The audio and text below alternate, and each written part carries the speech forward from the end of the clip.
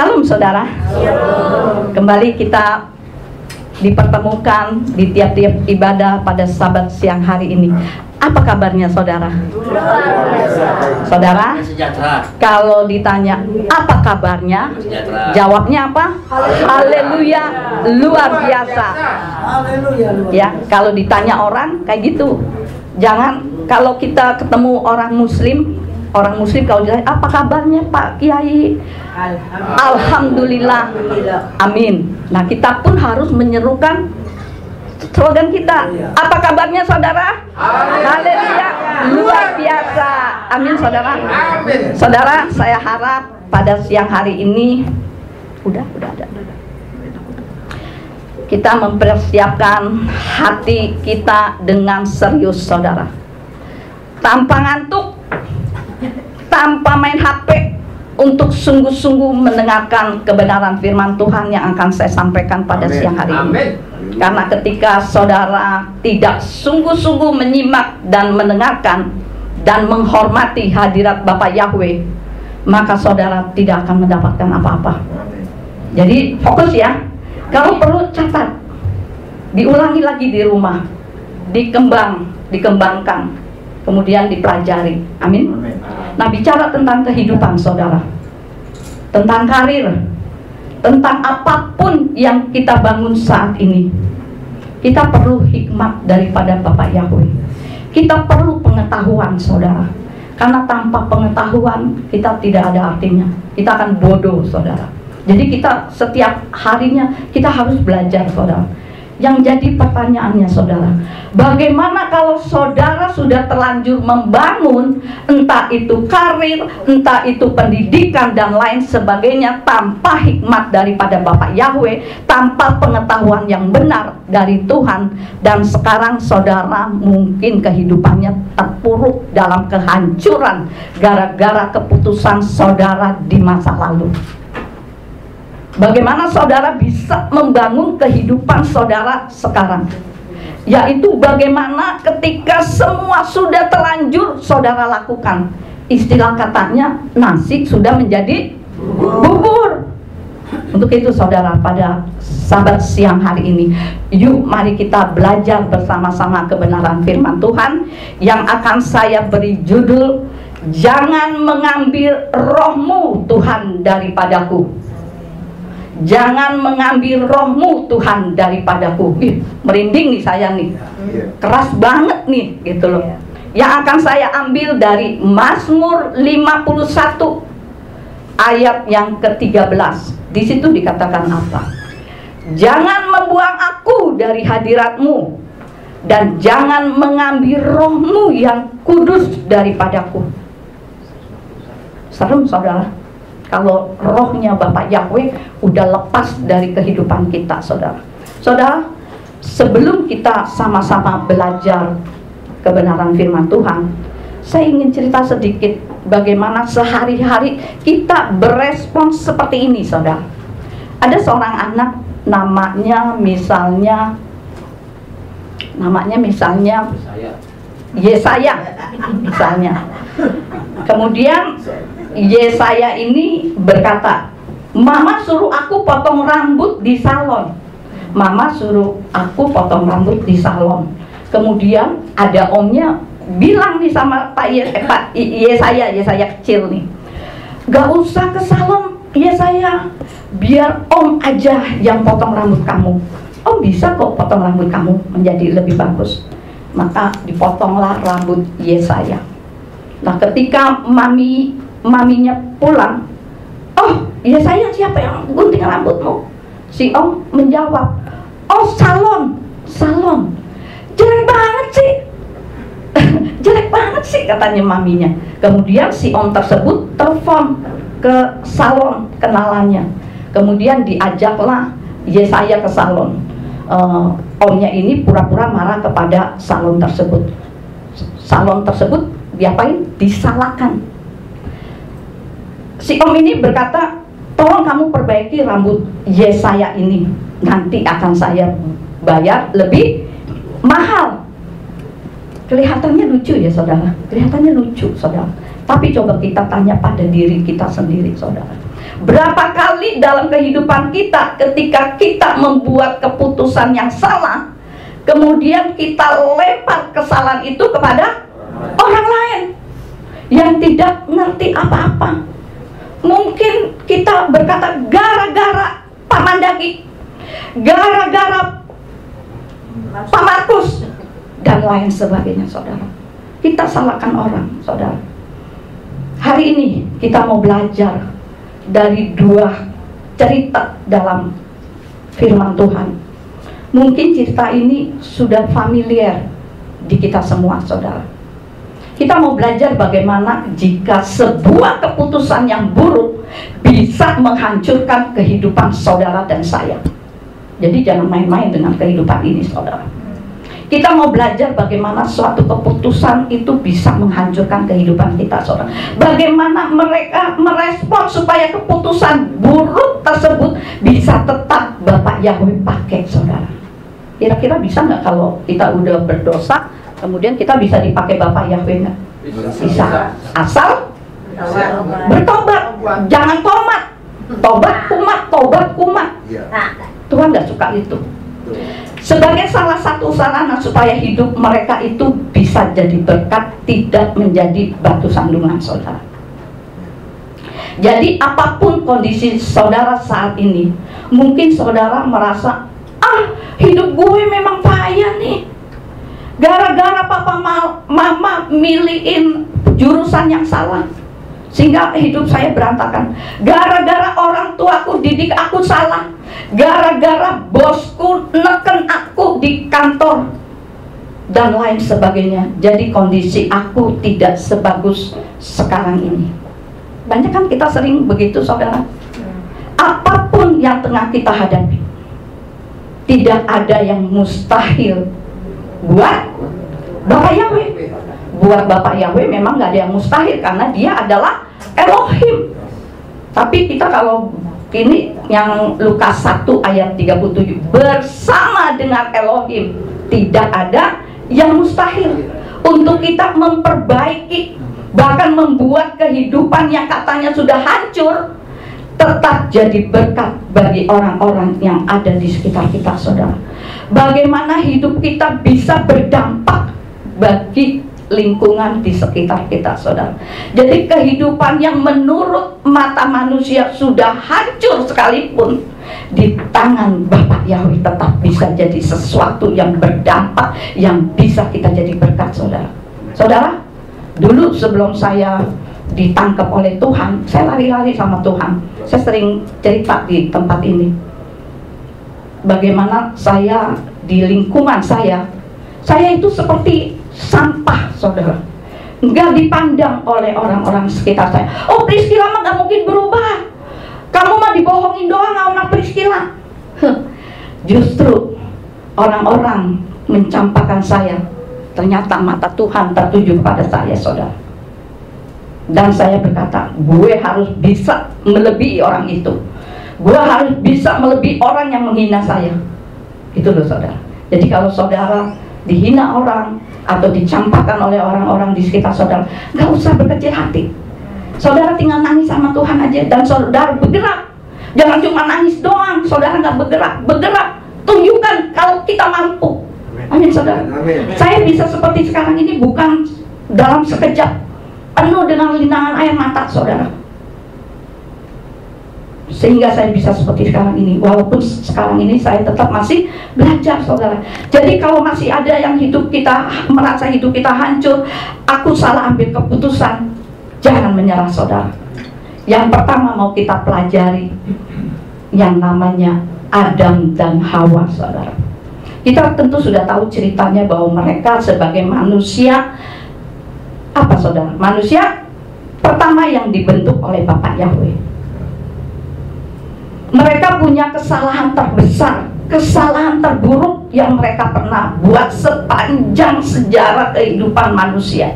Bahkan sampai sekarang, 4.000 tahun kemudian setelah kejadian itu terjadi, kita masih menanggung akibatnya. Kita masih menanggung konsekuensinya. Jadi jangan bermain-main dengan yang namanya dosa.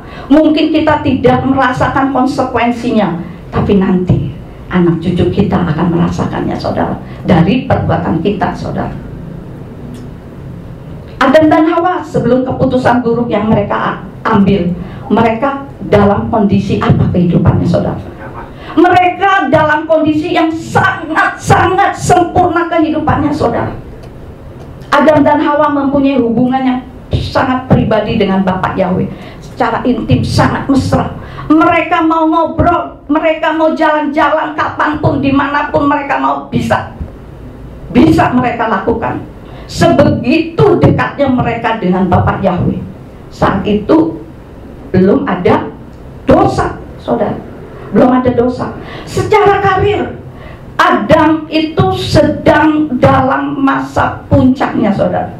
Dia tidak perlu lagi membangun karirnya dengan susah payah.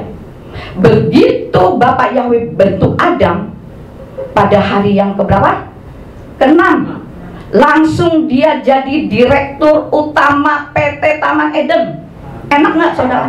Coba Pak Markus mau cari kerjaan aja susah. Udah berapa banyak dia menulis apa itu, surat lamaran. Udah diterima belum, Pak? Belum. Itu loh. Ini Adam begitu dibentuk oleh Bapak Yahweh, langsung jadi direktur utama PT Taman Eden. Dan Yahweh sebagai apanya? Komisarisnya, jadi bosnya. Keren kan? Gitu loh. Kalau kita punya bosnya Bapak Yahweh, keren.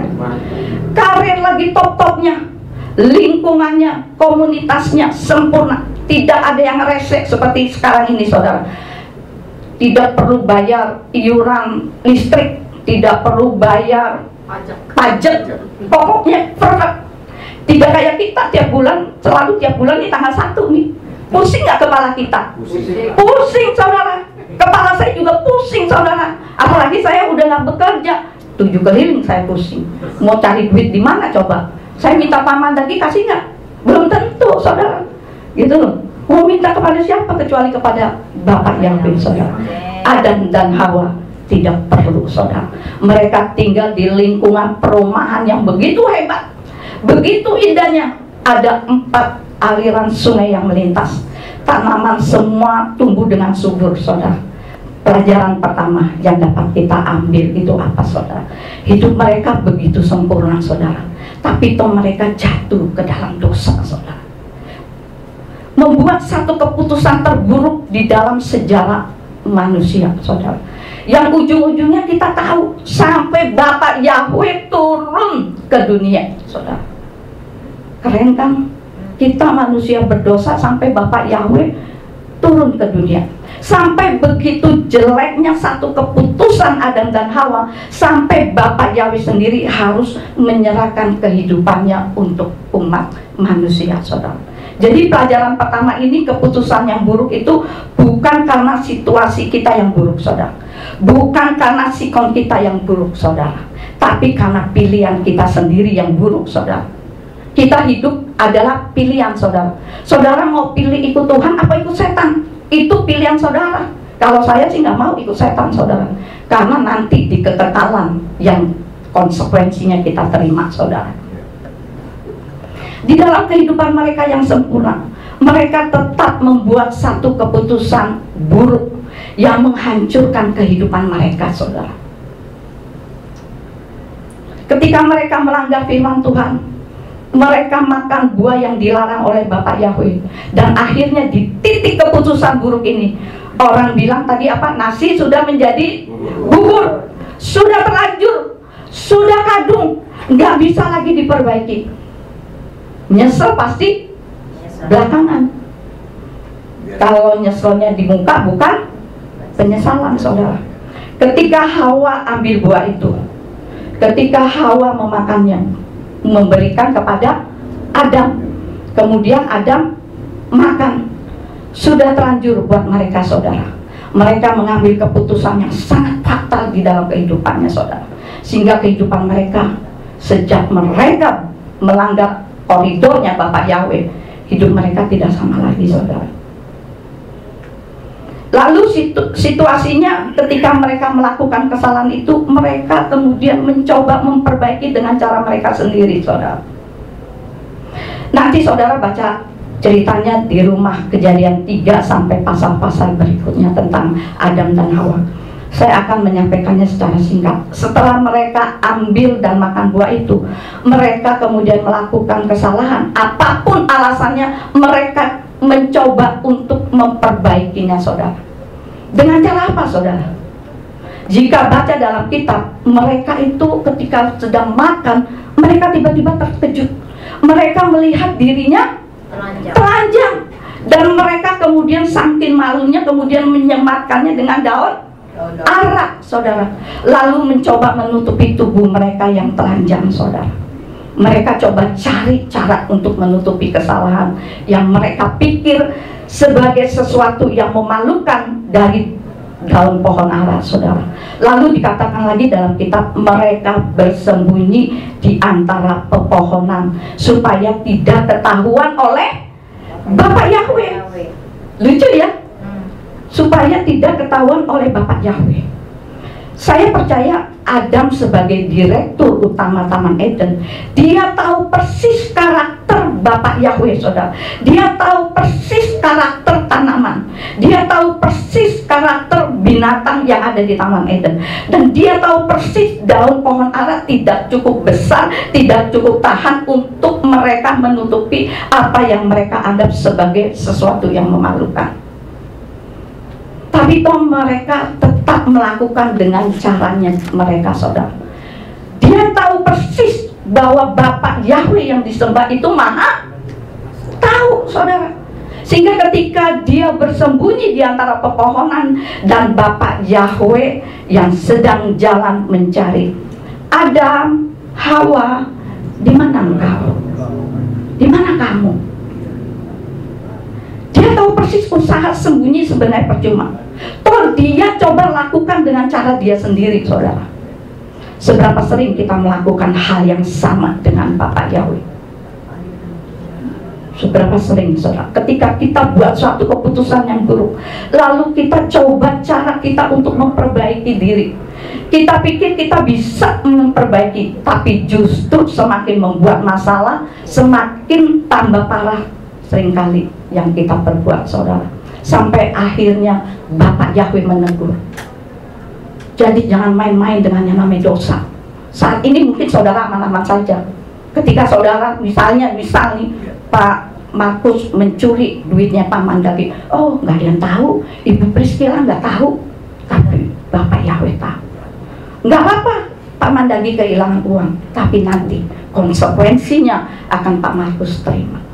Jadi sekali lagi, saudara, jangan bermain-main dengan yang namanya dosa. Jangan sampai Bapak Yahweh menegur, karena kalau sampai Bapak Yahweh menegur, udah sakitnya bukan main, saudara. Jangan sampai, saudara. Ketika saudara salah, ketika saya sedang menasehati, lakukan. Jangan cuma mendengar, tapi lakukan.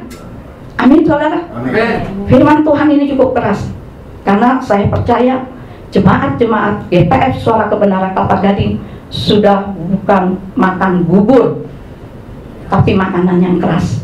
Dan khotbah saya semua khotbah pengajaran. Cukup keras saya kalau khotbah, saudara. Adam dan Hawa juga mendapatkan hal yang sama. Langsung ditegur oleh Bapak Yahweh. Apakah kamu makan buah yang aku larang? Kata Bapak Yahweh. Langsung ditegur, saudara. Kita lihat responnya mereka, saudara. Dari Adam dan Hawa ketika ditegur oleh Bapak Yahweh, masalahnya Adam dan Hawa tidak mau bertanggung jawab atas kesalahan, atas keputusan yang mereka buat sendiri, saudara. Mereka coba lempar kesalahan, saudara. Bapak Yahweh tanya, apakah kamu makan buah yang kularang? Langsung Adam jawabannya apa? Langsung Adam jawabannya apa, saudara? Gara-gara perempuan yang kau tempatkan di sisiku, maka aku makan buah itu. Lalu Hawa jawab apa? Gara-gara ular, maka aku makan buah itu. Jadi saling tuding. Ketika saudara ketahuan berbuat dosa, ketika ditegur, Saudara mau jawab apa? Saling tuding. Oh, gara-gara Ibu Yeni, gara-gara Ibu Vera. Nggak bisa. Mereka lempar kesalahan saudara, padahal keputusannya keputusan mereka sendiri saudara, tapi mereka coba lemparkan saudara. Dan yang luar biasa, ketika saudara perhatiin, nanti saudara baca sendiri di rumah, dalam kitab dikatakan apa? Adam tidak hanya melempar kesalahan ke Hawa, tapi dia juga lempar kesalahannya ke Bapak Yahweh loh saudara. Luar biasanya loh, sampai menyalahkan Bapak Yahweh, gara-gara perempuan yang kau. Jadi salahkan siapa? Bapak Yahweh. Gara-gara perempuan yang kau tempatkan dia di sampingku. Salah mulu Bapak Yahweh. Ini kurang ajar banget ya, kurang ajar loh saudara. Salahkan Bapak Yahweh padahal perbuatan mereka sendiri. Kita mungkin akan bilang Adam ini kurang ajar, Adam ini tidak tahu diri, sudah dijadikan direktur utama Taman Eden, sudah diberkati kehidupannya, sudah dikasih pasangan hidup, masih menyalahkan Bapak Yahweh. Kurang ajar nggak saudara? Kurang ajar saudara. Jangan-jangan saudara, kita sering melakukan hal yang sama juga. Kita mencari pembenaran diri saudara. Gara-gara Tuhan kau naruh aku di keluarga ini, maka hidupku seperti sekarang ini. Gara-gara Bapak Yahweh, gara-gara Bapak Yahweh. Pernah nggak kita begitu saudara? Pernah, pasti kita sebagai manusia pernah saudara. Mencari pembenaran diri saudara. Kita tidak cuma lempar kesalahan ke orang lain, tetapi juga ke Bapak Yahweh. Bahkan kita salahkan saudara. Dan ini akan berakibat fatal dalam perjalanan kehidupan mereka setelah mereka keluar dari koridornya Bapak Yahweh. Setelah mereka lempar kesalahan, baru mereka mengaku saudara. Setelah dituding-tuding, banyak ya penjahat-penjahat, awal-awalnya ditanya nggak ngaku ya, tetapi ketika dicecer terus akhirnya apa? Ngaku juga. Coba dari awalnya ngaku kayak gitu loh, hukumannya kan akan ringan, ya enggak? Iya. Gara-gara kau tempatkan Hawa, maka terpaksa aku makan. Gara-gara ular, maka aku makan. Baru ngaku saudara. Jadi kalau saudara ada salah ketika dinasehati, cepat-cepat bertobat. Tapi Bapak Yahweh yang kita sembah itu Bapak Yahweh yang luar biasa saudara. Dia begitu mengasihi kita, dia begitu menyayangi kita, dia begitu mengasihi Adam dan Hawa. Bahkan ketika Yahweh sudah disalah-salahin sama Adam, Bapak Yahweh tetap mengasihi mereka saudara. Tadi ada nyanyian Kiko Ahab, Yohanes 3 ayat 16, itu bagus banget. Saudara kalau berbuat salah, nyanyikan lagu itu, Kiko Ahab.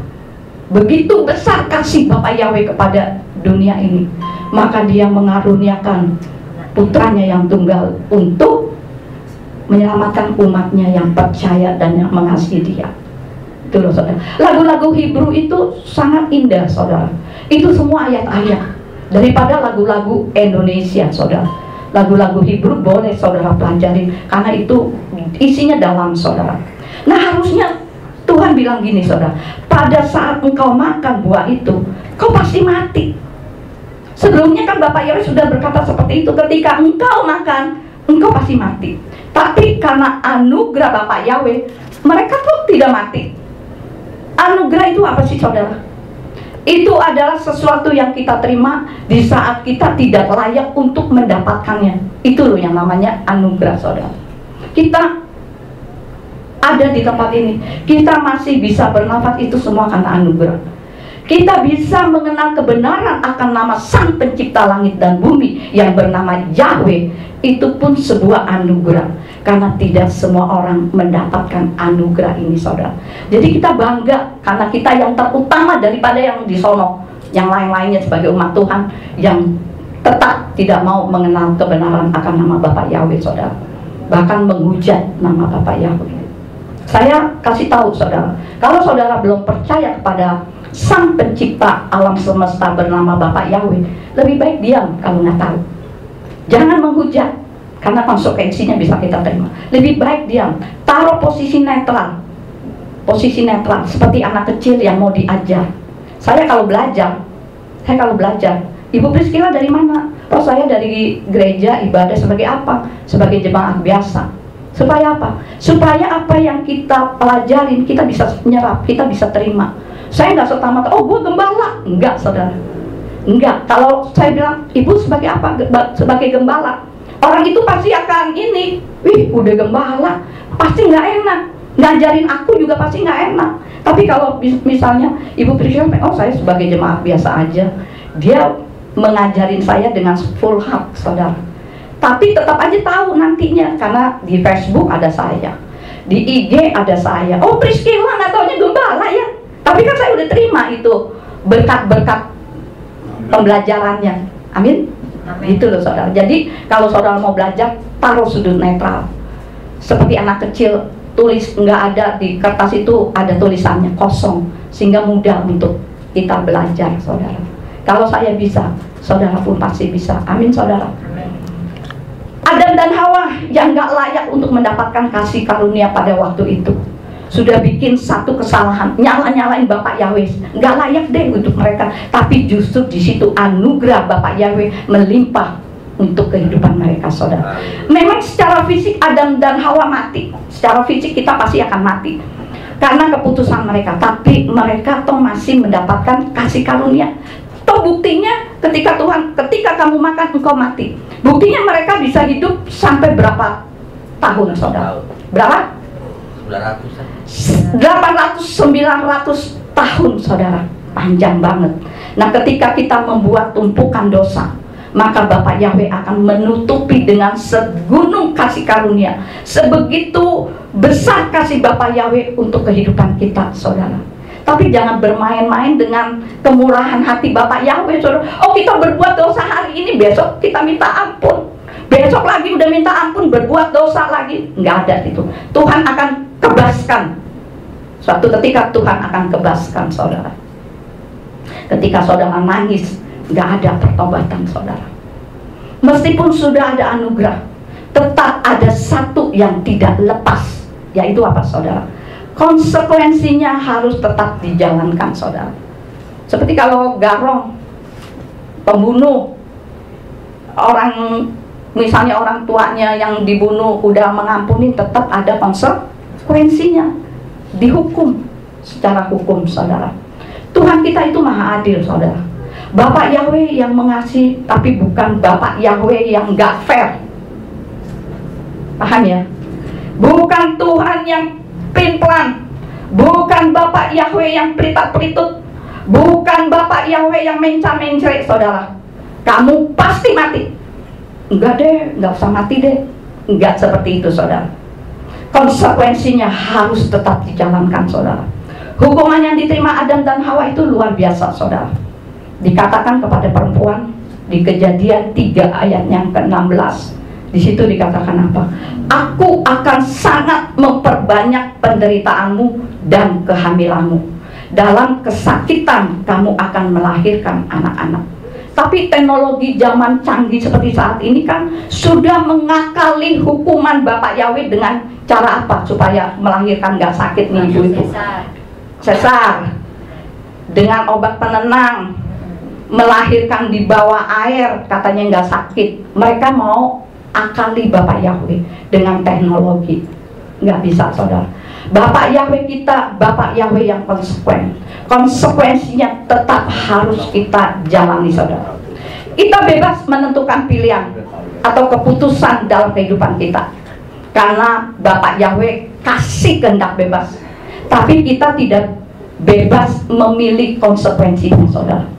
Jadi apapun kehidupan kita, pilihan mau bagaimana itu saudara sendiri yang bisa memilihnya, saudara.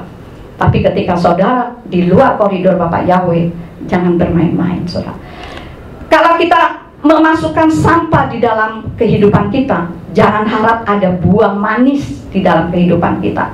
Itu sudah keputusan di tangan saudara, saudara. Itu yang pertama, saudara. Untuk Adam dikatakan apa lagi, saudara? Untuk Adam, dengan bersusah payah engkau akan mencari nafkah dari tanah itu seumur hidupmu. Artinya apa, saudara? Artinya nih para bapak-bapak ini harus bekerja keras seumur hidupnya. Capek nggak kerja keras? Capek saudara. Capek saudara. Awalnya sebagai direktur Taman Eden, enak ya. Tinggal ngawasin tanaman, tinggal ngawasin ya Taman Eden semuanya. Tapi setelah dia melakukan keputusan yang buruk, dia harus menerima konsekuensinya, yaitu kerja keras seumur hidupnya untuk mendapatkan makanan. Kalau nggak kerja, tidak makan saudara. Jangan kemudian saudara nggak ada makanan, kemudian carinya ke siapa? Kemana? Ke tetangga. Telepon Ibu Priscilla, aku nggak ada makanan nih di rumah. Ini misalnya, tapi nggak ada di sini. Semua jemaat GPF Suara Kebenaran Kelapa Gading diberkatin Tuhan, saudara. Amin, amin, amin. Bukankah kita masih menanggung keputusan buruk sampai sekarang gara-gara Adam dan Hawa, saudara? Jadi saudara-saudara, di posisi mana saudara sekarang ini, saudara? Hanya saudara sendiri yang bisa jawab. Kita sudah melakukan keputusan yang buruk dalam kehidupan kita, yang membuat kehidupan kita ini hancur saat ini. Apakah kemudian kita pakai pola Adam dengan memperbaiki diri sendiri, lalu ketika teguran Bapak Yahweh datang, lalu kita malah mencoba melemparkan kesalahan kepada orang lain, baru akhirnya dalam tanda kutip terpaksa mengaku. Jadi sebelum ditegur, lebih baik saudara berlutut di bawah kaki Tuhan, minta ampun, jangan sampai ditegur. Makin kacau keputusan kita, makin berat konsekuensi yang kita bisa terima, saudara. Jangan main-main, saudara. Akibatnya neraka di dalam kekekalan, saudara. Mendingan neraka di dunia lu, saudara, daripada di kekekalan. Saudara nangis darah pun gak akan diampuni, saudara. Saya bayangkan mungkin Adam dan Hawa di mana mereka masih hidup 800 sampai 900 tahun kemudian, itu bukan waktu yang sebentar, saudara. Mungkin ketika dia sedang bekerja, mungkin dia sempat menggumel, gara-gara lu sih Hawa makan satu buah aja aku jadi kerja keras nih seperti ini, gara-gara ular sih, mungkin seperti itu ya, saudara. Mungkin ketika kita berbuat itu, mungkin kita, aduh kesel deh gue nih, gara-gara lu sih nih gitu, gara-gara apa ya saya sini jadi gue seperti ini nih gitu. Karena apa, saudara? Karena pola ini kemudian diulangi oleh anak mereka yang bernama siapa? Kain. Dari keluarga ini lahir seorang pembunuh manusia pertama di dunia yang bernama Kain. Dan ketika mendapatkan teguran daripada Bapak Yahweh, dia juga lemparkan kesalahan ke Tuhan juga loh, saudara. Dan akhirnya dia mengaku dan menerima anugerah dan tetap menjalani konsekuensinya, saudara. Ketika sudah terlanjur apa yang mereka buat, kehidupan mereka itu begitu-begitu aja, saudara. Yang penting gue udah dapat anugerah. Mungkin kasarnya seperti itu, saudara. Sekarang mari kita lihat satu cerita sebagai pembandingnya. Mungkin juga cerita ini sudah sangat familiar juga, yaitu tentang Daud dan Batseba, saudara. Sama, saudara. Daud juga dalam keadaan pada waktu itu dalam keadaan yang perfect sebelum keputusan buruk yang dia ambil, saudara. Dia sedang berada di puncak karirnya sebagai raja Israel, saudara. Sebagai direktur perusahaan besar yang namanya Yisrael, umat pilihan Bapak Yahweh. Dan dia membangun karirnya itu dengan darah dan keringat, loh, saudara. Perhatikan, Daud membangun karirnya dengan darah dan keringat, saudara. Dia harus berjuang, dia harus berperang, dia harus lari menghindari musuh, dia harus ngumpet sampai di puncak karirnya. Musuh-musuhnya takut jika Daud itu datang, saudara, karena mereka tahu Bapak Yahweh menyertai kehidupan Daud, saudara. Puncak kehidupan yang kelihatannya sempurna. Saat itu belum ada skandal dalam kehidupan keluarganya sampai di titik ini, saudara. Tapi ketika dia sedang dalam puncak karirnya sebagai raja, sebagai panglima, dia kirim pasukannya untuk berperang. Banyak orang yang menyalahkan, kenapa Daud nggak ikut perang? Dia sombong, dia malas mungkin. Belum tentu, saudara. Posisi dia sebagai apa, saudara? Sebagai raja yang ditakuti oleh musuh-musuhnya. Jadi saya pikir nggak ada salahnya untuk raja hanya ngirim pasukan-pasukannya, dia tetap tinggal di istana. Wajar nggak? Wajar sebagai pemimpin. Misalnya saya, Bu Yeni besok ke sono ya, Pak Adi besok ke sini ya, gitu. Tinggal mereka yang melakukannya, saudara. Tapi yang salah ketika dia kirim pasukannya berperang, iseng-iseng Daud berjalan di balkon istana. Lalu dia lihat wanita sedang mandi, mungkin sedang telanjang. Dan yang dilakukan adalah lalu dia membuat satu keputusan buruk dalam kehidupan dia, saudara. Dia suruh anak buahnya tanya, siapa orang yang lagi mandi itu? Mungkin gitu ya, lagi ngintip-ngintip nih, mungkin nih ngintip-ngintip itu siapa tuh yang lagi mandi? Banyak orang juga menyalahkan Betseba. Kenapa Betseba mandi sembarangan? Kenapa nyalahin Betseba? Dia kan mandi di rumahnya sendiri, ya nggak? Ya kan? Masa mandi di rumah sendiri disalahkan? Lucu kan? Gitu loh. Kita tidak tahu saat itu kondisinya seperti apa. Siapa tahu memang dia sedang mandi di rumahnya sendiri. Tapi karena istana yang begitu besar, begitu tinggi, maka ketika ada di balkon, tentu melihat segala penjuru. Gak usah istana. Kalau saudara punya rumah 5 lantai aja, di topnya pasti kelihatan kota Jakarta, bener nggak? Mungkin juga kalau ada orang mandi, mungkin kelihatan nggak? Kelihatan, saudara. Kalau nggak di kamar mandi, di kolam renang misalnya, gitu loh. Jadi kita juga jangan lempar-lempar kesalahan, saudara. Tapi kita bisa belajar dari cerita ini bahwa keputusan buruk yang sudah dibuat di tengah-tengah pada saat di puncak, saudara. Biasanya orang jatuh ketika ada di puncak, saudara. Gitu loh. Mentang-mentang banyak duit, mentang-mentang seorang pemimpin, dia gampang, gitu loh, nyuruh orang seenaknya, berbuat apapun seenaknya, gitu loh, saudara. Ketika Daud tanya, siapa orang itu? Mungkin tanya sama dayang-dayangnya, oh itu Betseba, istri Uria, katanya. Sudah dijelaskan seperti itu kepada Daud, saudara. Tetap Daud katakan, panggil dia. Maka terjadilah keputusan buruk tersebut, saudara.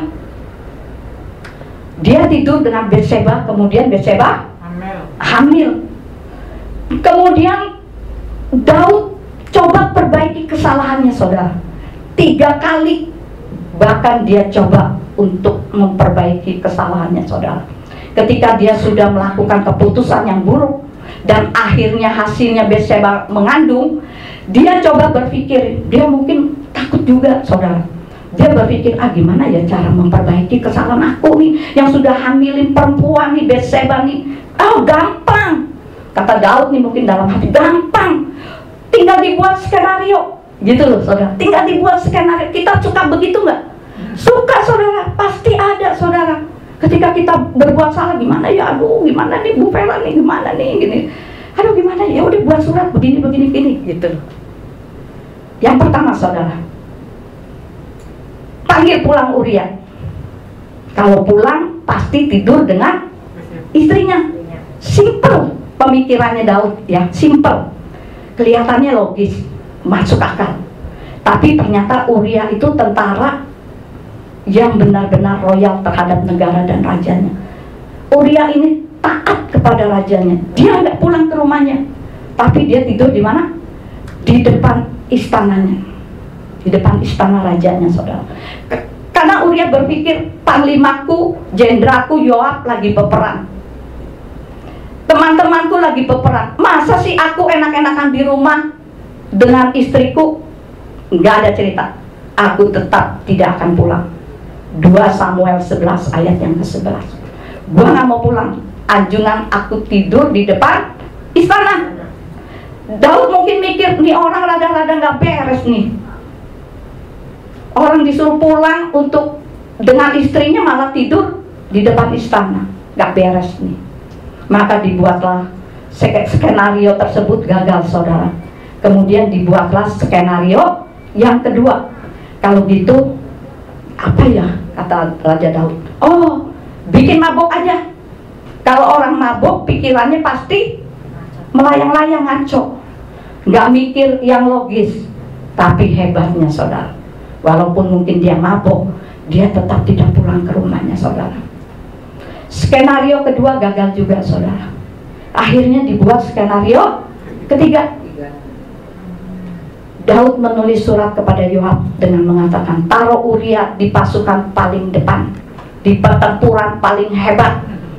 Harapannya supaya Uria mati. Ketika pertempuran menghebat, kamu tarik mundur pasukan, biar Uria sendiri yang di depan. Luar biasa ya jahatnya ya. Jahat loh ini loh. Ini pemikiran yang sangat jahat loh Daud ini loh saudara. Padahal Uria itu panglima yang setia loh saudara. Daud yang katanya cinta Bapak Yahweh. Perhatikan, Daud yang katanya cinta Bapak Yahweh, yang katanya mengasihi dan dikasih Bapak Yahweh. Lihat saudara skenario-nya saudara. Jahat nggak saudara? 1-3 jahat saudara. Kali ini dalam tanda kutip berhasil. Uria mati saudara. Daud pikir, wih seneng, Uria mati di pertempuran. Daud pikir beres. Tapi ternyata saudara, Bapak Yahweh tidak tinggal diam saudara. Kalau sejarah menceritakan antara usaha Daud sampai keteguran Bapak Yahweh lewat siapa? Nabi Nathan. Itu kurang lebih jangka waktunya 1 tahun saudara. Jadi ketika saudara berbuat dosa, 1 tahun kemudian ditegur saudara. Entah itu ditegur oleh Tuhan sendiri atau oleh orang lain. Gitu loh saudara.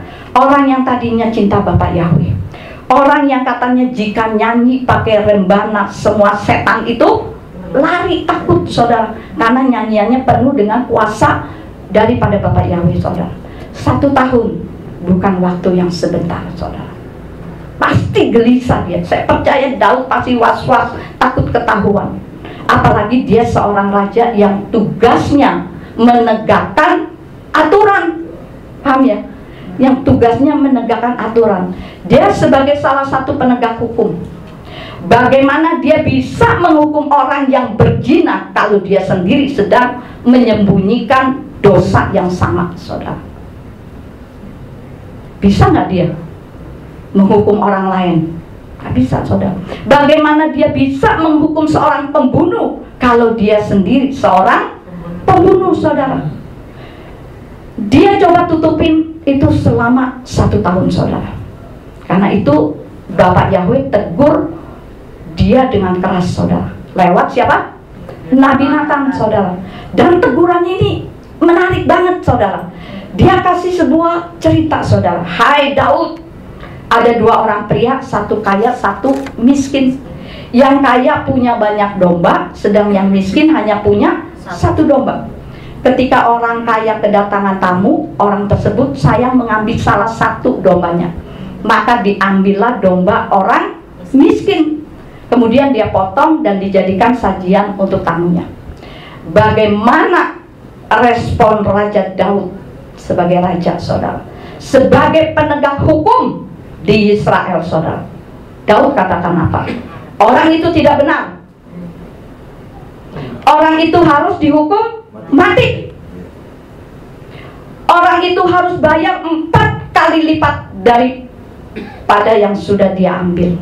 Ini Daud loh saudara. Daud yang ngomong loh saudara. Dan Nabi Nathan jawab apa saudara? Yaitu ya kamu Daud. Orangnya kamu Daud. Ayo kalau saudara digituin gimana saudara? Malu nggak? Malu saudara. Ngambil satu-satunya istri Uria, anak buahmu, dan kamu bunuh suaminya, padahal kamu sudah punya banyak istri. Dan yang luar biasanya saudara, beda ini dengan Adam dan Hawa saudara. Ketika Daud terima teguran, dia melakukan satu hal yang saya sebut faktor M51. Faktor M51. Apa itu faktor M51? Mazmur 51 saudara. Ketika Daud ditegur oleh Nabi Nathan, dia langsung menerangkan Mazmur 51. Dan dia langsung menangis di hadapan Bapak Yahweh. Enggak seperti Adam dan Hawa, ketika ditegur langsung begini gitu. Tapi ketika Daud ditegur oleh lewat Nabi Nathan, Nabi Nathan ini seorang nabi, mungkin zaman sekarang seorang gembala sidang. Ketika ditegur oleh gembala sidangnya, langsung dia menangis di hadapan Bapak Yahweh, saudara. Merinding saya, saudara. Jadi apapun kondisi saudara saat ini, saudara berada dalam titik terendah, saudara pernah melakukan keputusan dosa yang belum saudara bereskan, Mazmur 51 akan memerdekakan saudara. Mazmur 51 akan memulihkan dan akan membuat saudara kembali menerima anugerah daripada Bapak Yahweh, saudara. Kita coba buka Mazmur 51. Ini yang jadi salah satu titik baliknya Daud, saudara. Saya akan bagikan M51 ini menjadi 3 bagian, saudara. Yang pertama, saudara, penyesalan atau pengakuan dosa. Mazmur 51 ayat 1 sampai 6. Daud benar-benar mengaku dosa, tidak seperti yang dilakukan Adam dan Hawa, saudara. Coba kita buka Mazmur 51 ayat 2 sampai 6. Di situ dikatakan apa? Saudara perhatikan.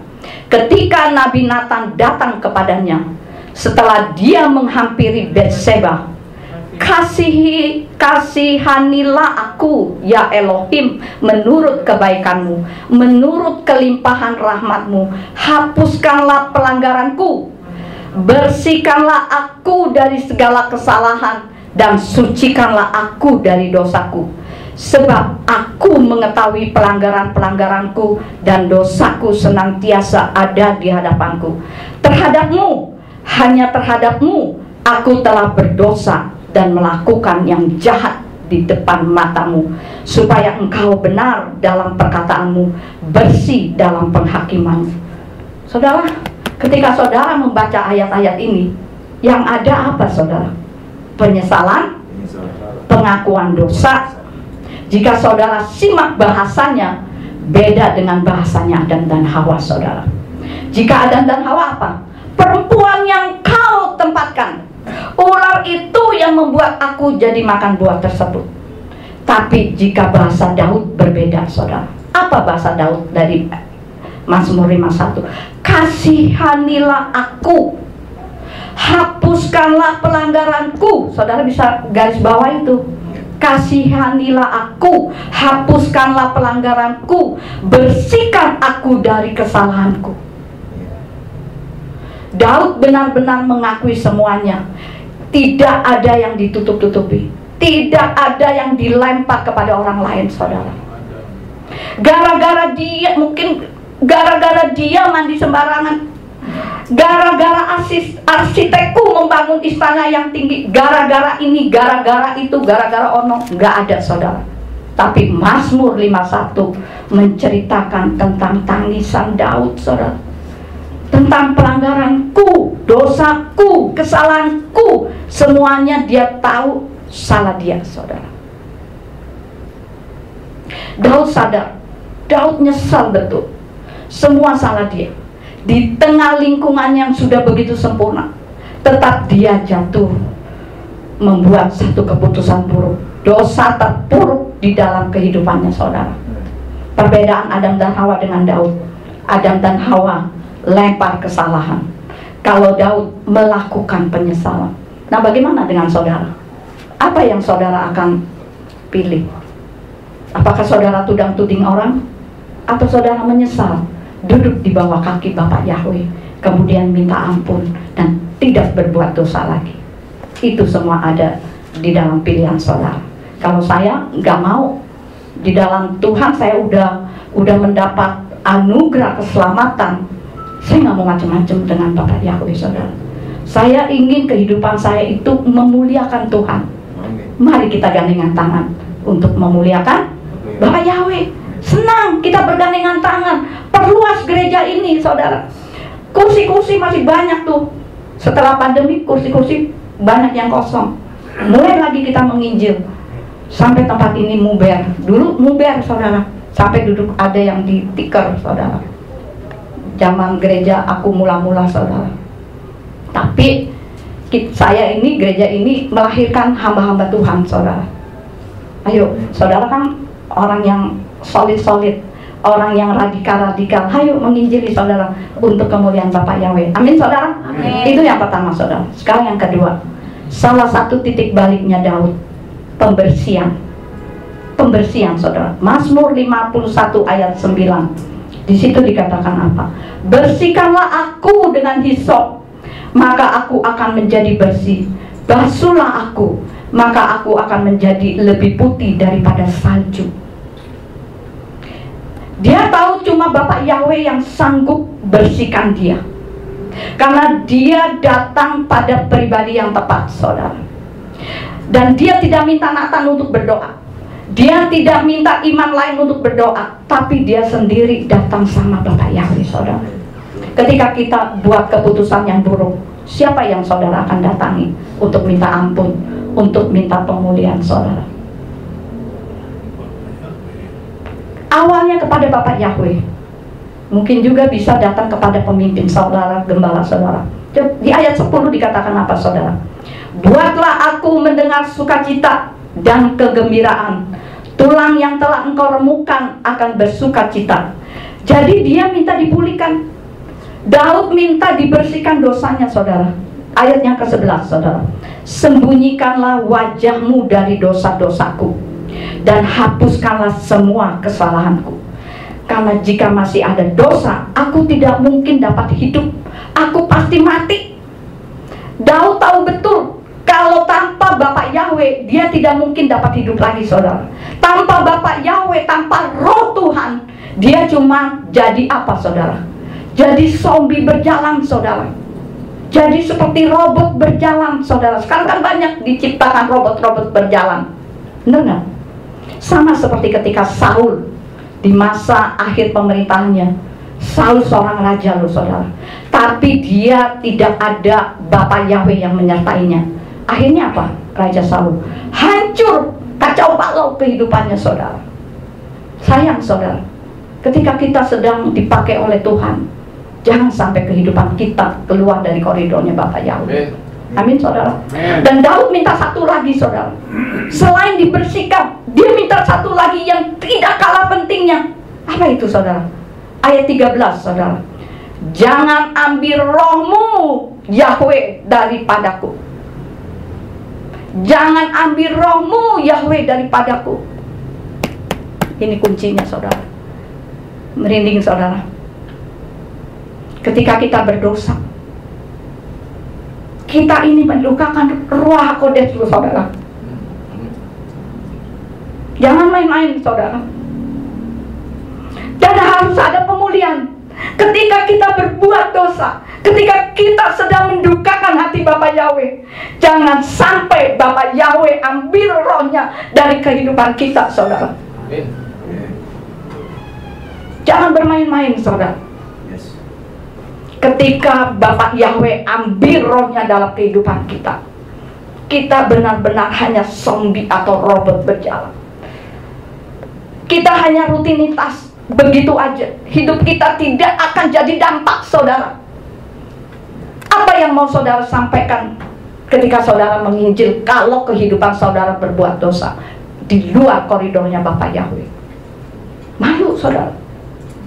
Lebih baik jangan saudara katakan saudara seorang hamba Tuhan kalau kehidupan saudara masih ada di luar koridor Bapak Yahweh. Firman Tuhan ini cukup keras saudara. Ini khotbah saya udah kesekian kalinya saudara. Sudah kelilingan saudara. Itu yang kedua saudara.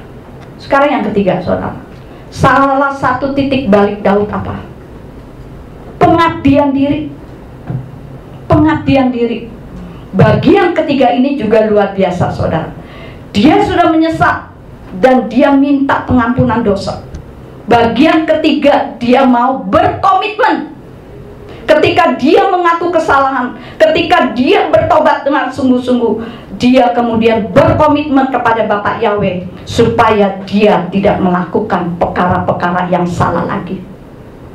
Enggak tomat timbul, apa sih tomat? Tobat kumat. Jangan saudara. Tuhan jangan dipermainkan saudara. Jangan sampai ketika saudara berbuat dosa mati saudara. Ada nggak yang seperti itu? Ada. Ada saudara, gitu loh. Ketika sedang berbuat yang di luar koridor Tuhan, mati salah satunya. Gimana lu saudara? Apa nggak ketar-ketir? Gimana nih, gimana nih? Ketangkep polisi.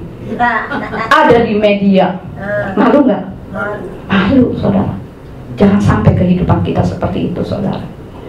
Zaman saat ini zaman yang jahat saudara. Zaman yang kasih sudah hilang saudara. Dari kita-kita ini, ayo kita berpacu untuk memuliakan Tuhan, untuk penginjilan agar orang-orang yang belum kenal Tuhan bisa kenal Tuhan. Jangan mikirkan dunia lagi saudara. Walaupun kita masih di dunia boleh, tapi harus seimbang. Jangan kita sampai di luar koridor Bapak Yahweh. Saya juga walaupun sebagai gembala, jati diri saya seperti ini saudara, gitu loh. Kalau di luar pelayanan, masa saya harus pakai jas? Lucu dong. Masa di pantai saya harus pakai jas? Gitu loh. Enggak dong. Ya saya pakai baju biasa lah. Ya kalau saya keluar ya pasti harus rapi, gitu loh. Walaupun baju saya murah, 20.000 juga jadi, kalau saya pakai kelihatan keren, kelihatan bagus, gitu loh saudara. Yang penting rapi saudara. Jangan keluar dari koridornya Bapak Yahweh saudara. Kemudian saudara, dia mau mengabdikan dirinya untuk kemuliaan Bapak Yahweh saudara. Bagaimana dengan kehidupan kita saat ini saudara?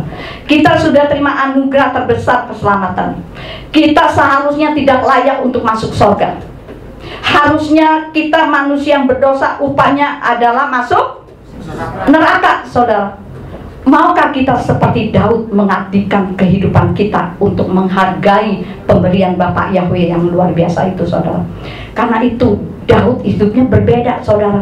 Meskipun sudah terlanjur berbuat dosa, tapi dia tetap mempunyai hidup yang berdampak saudara. Kalau Adam dan Hawa ceritanya gitu-gitu aja saudara.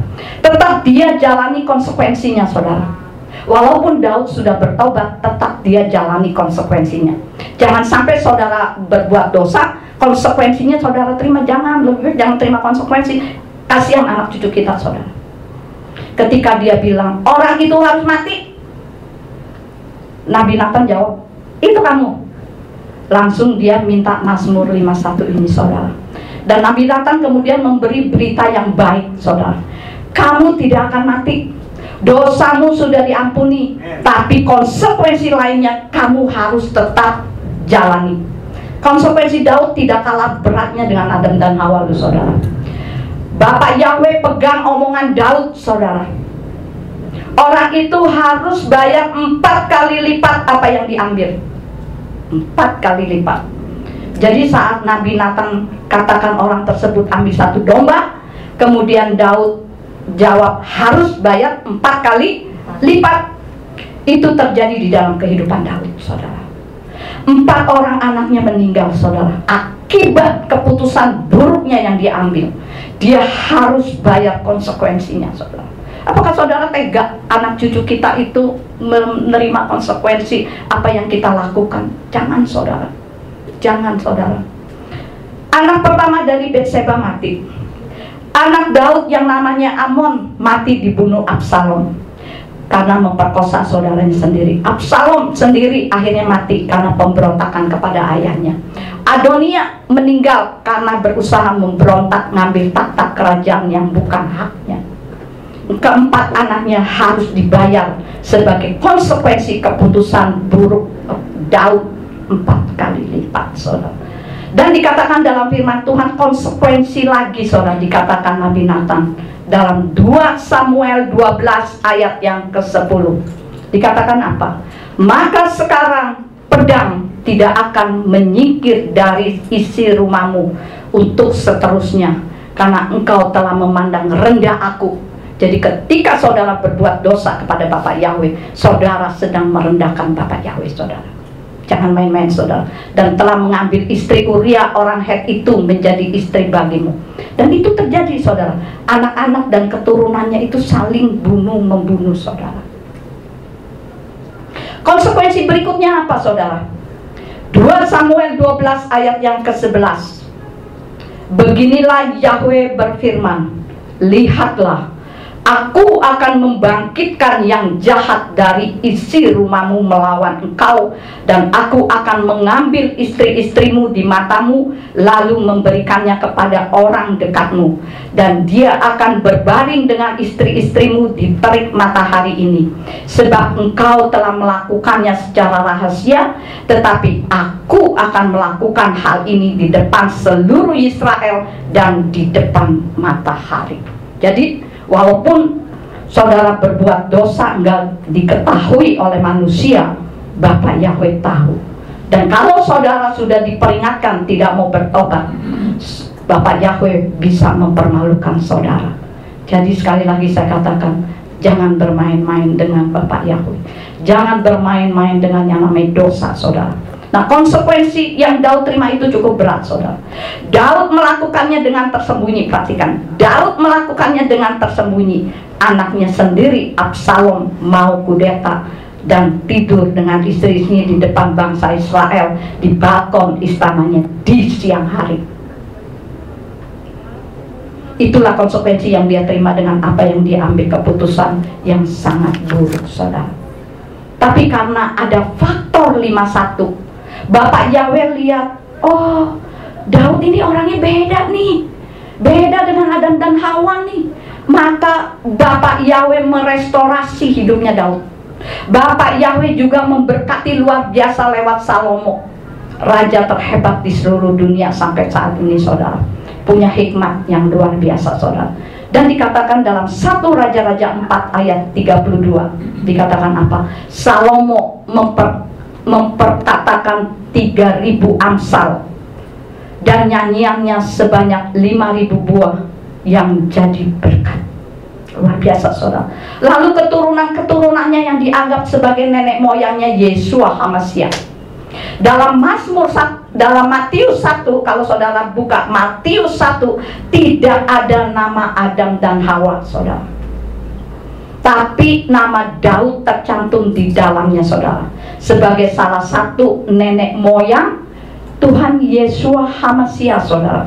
Tapi Adam dan Hawa begitu-begitu aja, tidak ada ceritanya lagi. Kalau saudara membaca kitab suci, nggak ada tuh Adam dan Hawa selanjutnya diceritakan. Nggak ada, saudara. Stop sampai di ayat yang depan-depan, saudara. Tapi untuk Daud, Bapak Yahweh tidak hanya pulihkan kehidupan Daud, tapi keturunannya tetap menjadi berkat, saudara. Keturunannya tetap memberi dampak yang luar biasa, bahkan disebut sebagai salah satu nenek moyang Yesua HaMashiach. Begitu menghargainya Bapak Yahweh dengan apa yang Daud lakukan, saudara. Semua keturunan Daud itu menjadi raja-raja yang hebat pada masanya, saudara, dan masuk dalam daftar sisilah Yesua HaMashiach. Kalau kita bisa bilang, aduh Priscilla, Ibu Priscilla, hidupku udah hancur, udah terlambat. No, saya katakan enggak, belum ada kata terlambat. Daud mempunyai satu respon yang tepat ketika teguran Bapak Yahweh datang. Ketika saudara berbuat dosa, ketika ada seseorang yang menasihati saudara untuk bertobat, kalau saudara bertobat, maka Tuhan akan merestorasi kehidupan saudara dan saudara bisa menjadi dampak. Tapi kalau enggak, jangan harap, saudara. Tuhan akan kebaskan saudara. Kalau saudara nggak tahu harus ngomong apa, ketika keputusan buruk sudah dibuat, ketika dosa sudah dibuat, baca Mazmur 51 ini berulang-ulang. Jadikan doa kita diulang-ulang, didoakan, dan kita bisa lihat ada perbedaan besar jika kita sungguh-sungguh minta ampun. Jangan cuma di bibir aja hafalan. Kalau saudara baca firman Tuhan, jangan hanya sekedar baca kemudian ayat satu dari Kejadian sampai Wahyu saudara hafal ayat. Kalau saudara kehidupannya di luar koridor, percuma, saudara. Nanti kapan-kapan saya akan khotbahkan satu dosa berdampak 10. Bayangin, satu dosa berdampak 10. Kita belajar dari dua cerita ini. Sama-sama terima anugerah Bapak Yahweh, tapi Adam dan Hawa tidak tercatat di dalam silsilah Tuhan Yesua HaMashiach. Padahal mereka pendahulu nenek moyang Yesua, loh saudara. Daud dihargai Bapak Yahweh sebagai nenek moyang Yesua. Begitu berharganya satu faktor itu di mata Bapak Yahweh, saudara. Posisi di mana kita berada saat ini, saudara. Selalu masih ada kesempatan untuk bangkit kembali bersama dengan Bapak Yahweh pada siang hari ini, saudara. Jangan sampai roh Bapak Yahweh itu menghilang dari kehidupan kita. Ketika saudara berbuat dosa, ketika diingatkan, saudara enggak mau mendengar dan melakukannya, sebenarnya roh Bapak Yahweh itu sudah meninggalkan saudara, karena udah enggak mendengar lagi suara dari Ruach HaKodesh, saudara. Gitu, suara setan lebih kuat, saudara. Nah, di mana kehidupan saudara? Mau roh Bapak Yahweh menyingkir dari kehidupan saudara, atau mau roh Yahweh tetap ada di dalam kehidupan kita? Ketika saudara ada di antara saudara yang saat ini mungkin masa lalu saudara pernah berbuat dosa, siang hari ini kita akan menerima perjamuan kudus. Angkat perjamuan kudus tinggi-tinggi, minta ampunlah kepada Bapak Yahweh. Amin, saudara. Amin. Nah, siapkan hati saudara untuk bisa layak sehidangan duduk dengan Bapak Yahweh melalui perjamuan kudus ini. Amin. Jangan sampai Ibrani 12 ayat 16 sampai 17 poin terakhir terkena kepada diri saudara. Coba dibuka dong, Jeffrey. Ibrani 12 ayat 16 sampai 17.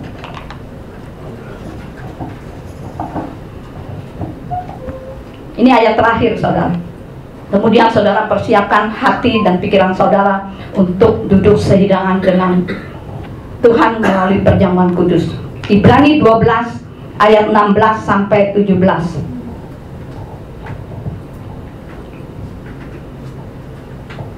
Ayo. Sabar ya, saudara. Nah, coba kita baca sama-sama ya. Jangan balapan ya. Ibrani 12 ayat 16 sampai 17. 1, 2, 3. Jangan ada seorang pun yang menjadi pecabul atau yang bernafsu rendah, sebagaimana Esau demi sepiring makanan dia telah menyerahkan hak kesulungannya.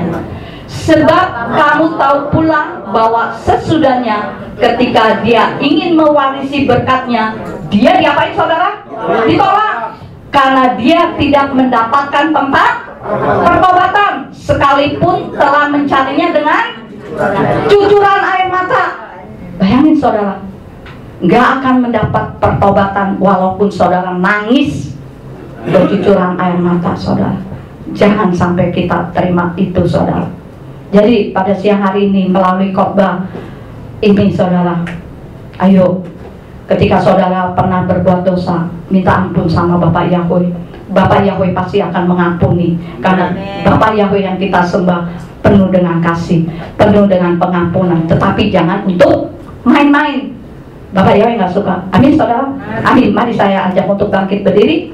Kita naikkan satu pujian yang tadi dinyanyikan, kasih yang sempurna. Begitu besarnya kasih Bapak Yahweh yang sempurna untuk kehidupan kita, saudara.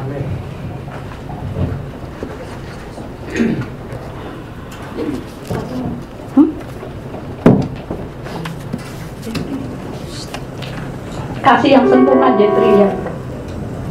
Haleluya.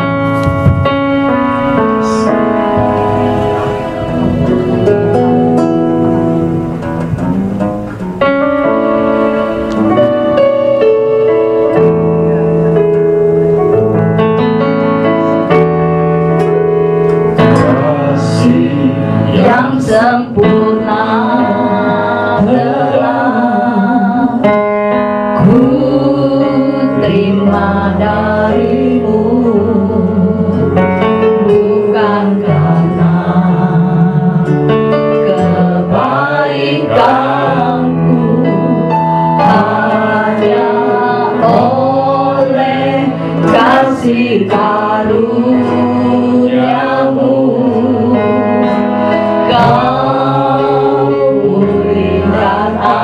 Saudara, nyanyikan lagu ini dengan sungguh-sungguh dari dalam hati saudara. Dan ketika saudara pernah berbuat dosa, minta ampunlah kepada Bapak Yahweh. Bapak Yahweh pasti akan memulihkan kehidupan saudara. Yang ku pinta saat ku mencari, ku mendapatkan. Buka pintumu, Kau bukakan. Sebab Kau Bapa-Ku, Bapa yang kekal. Takkan Kau biarkan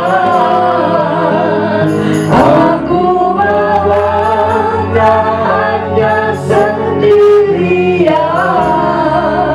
Kau selalu ada bagiku. Sebab Kau Bapa-Ku, Bapa yang kekal. Sekali lagi, kasih yang sempurna dengan lembut dinyanyikan.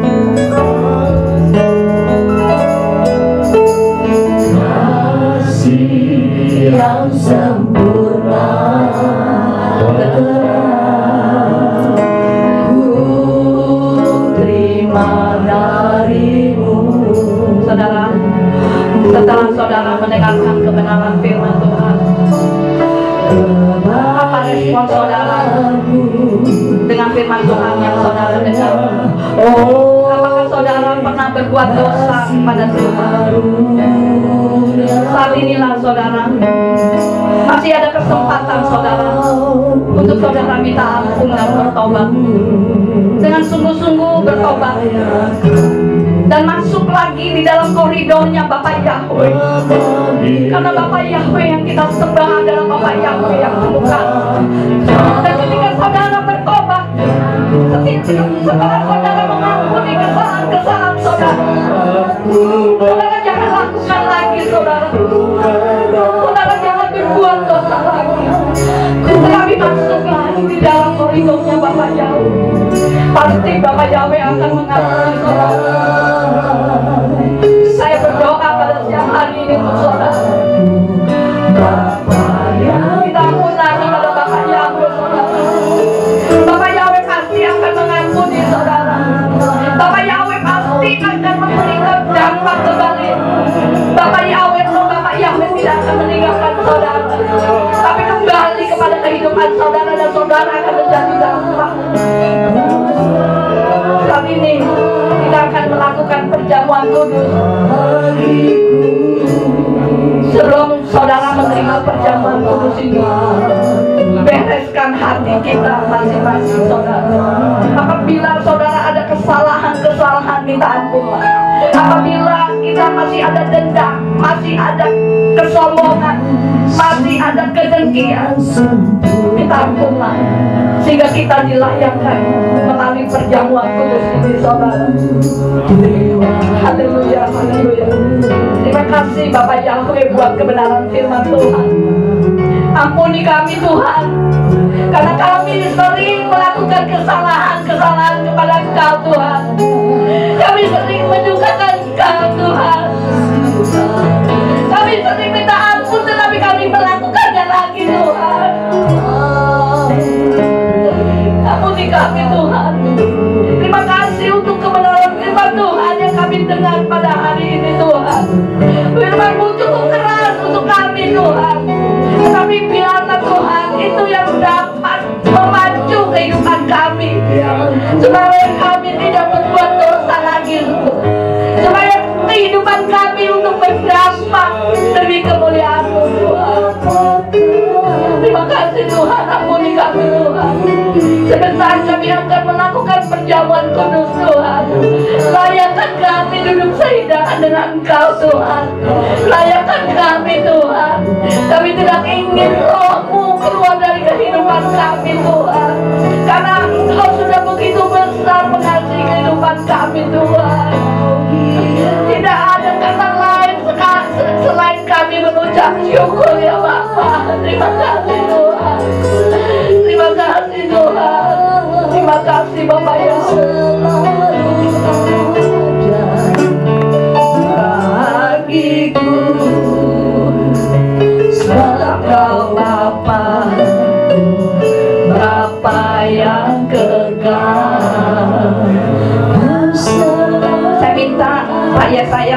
sebagai pelayan perjamuan.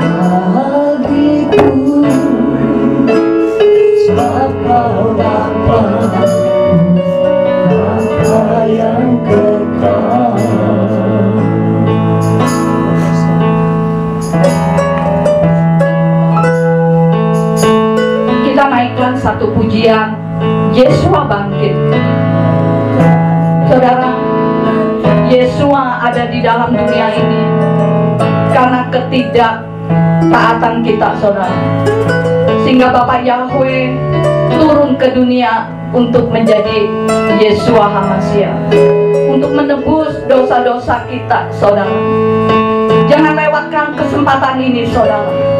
Siang hari ini Tuhan membuka pintu pengampunan, pintu pertobatan, saudara. Ketika saudara nanti makan minum perjamuan ini, saudara sungguh-sungguh bertobat, membuktikan Yesua bangkit. Darahnya telah tercurah, menyucikan, menyembuhkan. Ku nyanyi haleluya, Yesua bangkit dari maut, yang lemah dikuatkan, yang sakit disembuhkan. Sekali lagi, kubur kosong, kubur kosong, sebabnya hidup, membuktikan Yesua bangkit. Darahnya telah tercurah, menyucikan, menyembuhkan. Haleluya.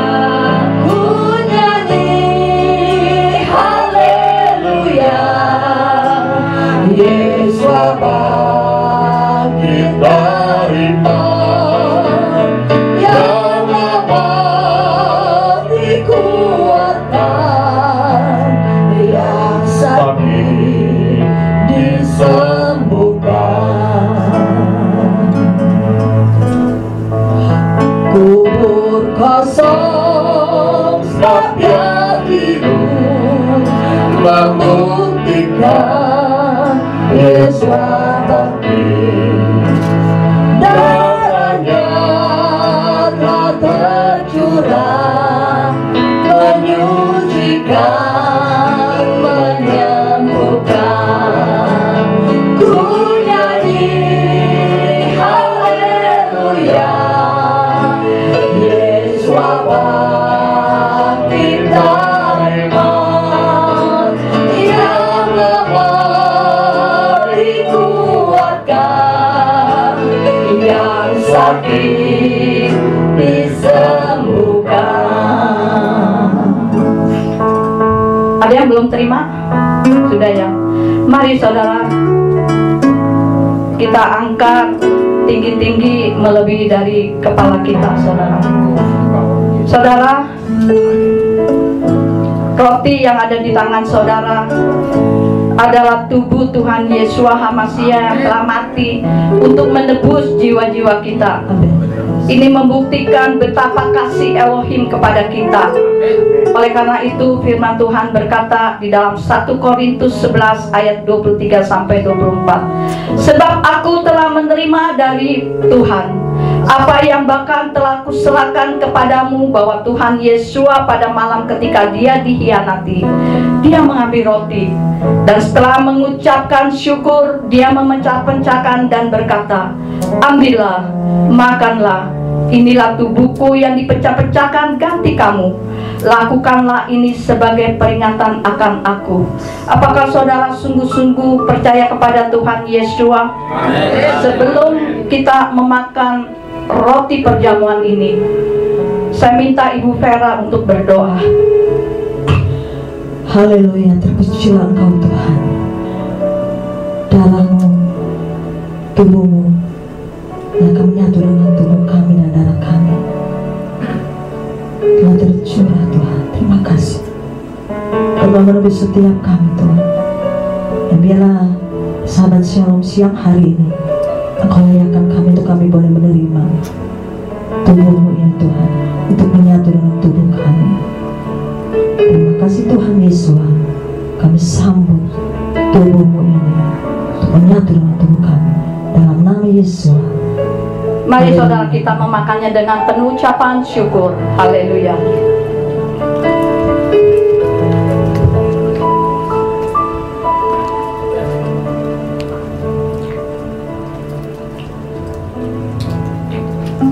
Sekarang mari kita angkat cawan anggur ini melebihi dari kepala kita. Cawan anggur ini adalah darah Yesus yang telah tercurah di atas kayu salib. Hal ini mengandung arti bahwa darahnya juga menyembuhkan segala sakit penyakit, membatalkan segala kutuk nenek moyang, dan kita mengalami kesembuhan dan kemenangan telah kita terima. Oleh karena itu firman Tuhan mengatakan, dan demikian pula cawan itu sesudah makan sambil berkata, cawan ini adalah perjanjian baru di dalam darahku. Lakukanlah ini sesering kamu meminumnya sebagai peringatan akan aku. Karena sesering kamu dapat makan roti ini dan minum cawan ini, kamu sedang memberitakan kematian Tuhan sampai Dia datang. Apakah saudara percaya sungguh-sungguh kepada Tuhan Yesus bahwa darahnya telah memerdekakan kita? Sebelum kita meminumnya, saya minta Pak Lukas untuk berdoa.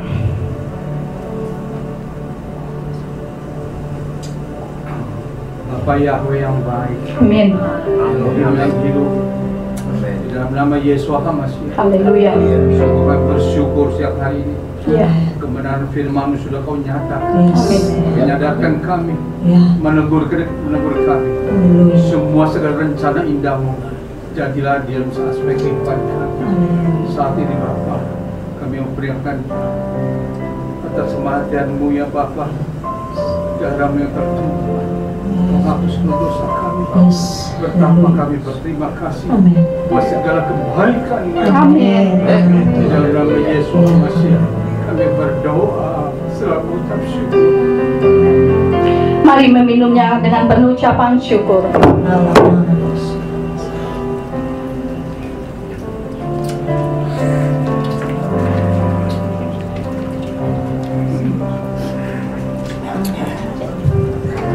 Yuk kita sekali lagi nyanyi Yesus bangkit.